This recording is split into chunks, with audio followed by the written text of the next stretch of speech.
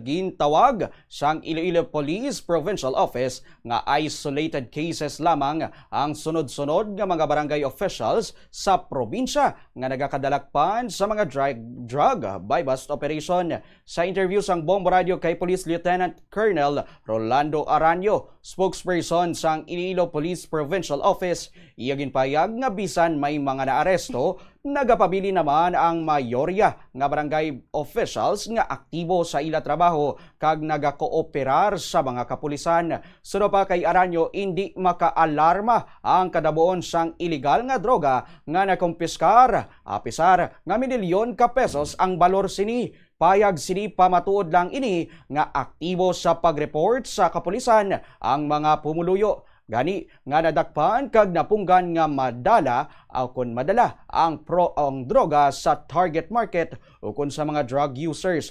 Naibaluan nga lakip sa naaresto sa drug buy-bust sa Iloilo sang damlag lang ang 3 ka mga punong barangay, lakip ang isa halin sa Niway kag 2 halin sa San Dionisio. Mayara man sang incumbent barangay Kagawad kag latest among isa ka sangguniang kabataan chairman nga nadakpan sang Pebrero. Padayon naman ang kapulisan suno kay Aranyo sa ilang monitoring kag pagpatigayon sa mga operasyon batok sa mga durugista.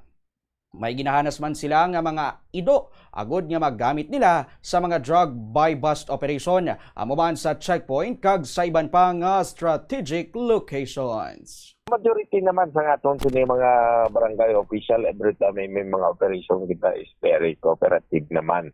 Ang mga barangay official naman iyangan na mga na-involved sa illegal drug activity is mga isolated lang naman ini. Wala kita sang dapat ika-alarma kay ini nagapakita kung ano ka alerto ang aton sini nga mga pumulyo. Kaya pasalamatan naton because of the active participation sa mga pumulyo kay pagsalig nila sini sa ila kapulisan. Natigayon naton ini nga nakuha dayon no ang mga kadagko nga mga volume sang illegal drugs kag wala ini nagabot sa ila sini nga target market o meaning wala ini mabaligya sa mga drug users.